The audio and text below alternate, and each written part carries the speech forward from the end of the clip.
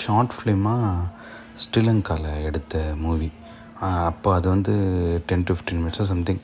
அதில் கொஞ்சம் ஹிட் ஆனதுக்கப்புறம் இவங்க அந்த கார்த்திக் சுப்பராஜ் அவரோட அந்த ஸ்டோன் பெஞ்ச் ஃபிலிம்ஸ் அங்கே பேசி ஃபீச்சர் ஃபிலிம் அது பண்ணியிருக்கிறாங்க.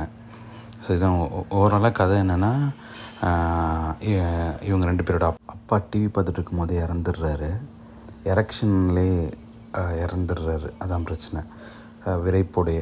ஸோ இது ஊர் மக்கள்லாம் பார்த்தா நம்மளை பற்றி தப்பாக பேசுவாங்கன்னு சொல்லிவிட்டு அந்த விரைப்பை எப்படி மறைச்சி அடக்கம் பண்ணுறாங்கன்றது தான் ஸ்டோரி.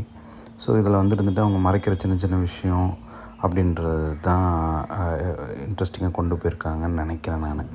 பட் அந்தளவுக்கு இன்ட்ரெஸ்டிங்காக அது இல்லை. இன்னொன்று, எனக்கு அந்த இடத்த பார்த்தா ஸ்ரீலங்கா பேஸ்ட் பிளேஸ் மாதிரி தான் தெரியுது.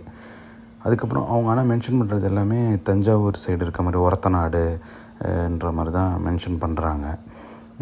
இந்த ஸ்டோரி இருந்துட்டு நீங்கள் பார்த்தீங்கன்னா அதில் அவங்க சித்தியும் அவர் கூட இன்க்ளூட் ஆன மாதிரி ஒரு ஸ்டோரி காட்டுறாங்க. அவருக்கு இருந்துட்டு வேறு ஒரு பொண்ணு கூட தொடர்பு இருக்க மாதிரி ஒரு ஸ்டோரி காட்டுறாங்க. அவங்களோட 2 மருமகளுமே அந்த இடத்த உத்து பார்க்குற மாதிரி ஒரு ஸ்டோரி காட்டுறாங்க. ஸோ இது பேசிக்காக இது காமெடியாக நம்ம எடுத்துக்கிறது தப்பு இல்லை. பட் ஃப்யூச்சர் ஃபிலிமாக பண்ணுறப்போ அது எந்தளவுக்கு மக்கள் இதை பாசிட்டிவாக பார்ப்பாங்கன்னு சொல்லி தெரியல. ஏன்னா அவங்க நேமே பெருசுன்னு வச்சு அந்த ஃபாண்ட்லேயே அந்த சிம்பிள் தெரிகிற மாதிரி தான் வச்சுருக்காங்க. நடிகைகளுமே நார்மலாக தான் அதில் ஆக்ட் பண்ணியிருக்காங்க. அதில் எல்லா சீனுமே ஒர்க் அவுட் ஆகுதான்னு கேட்டிங்கன்னா கண்டிப்பாக இல்லை. பட் ஒன் டைம் பார்க்கலாம்.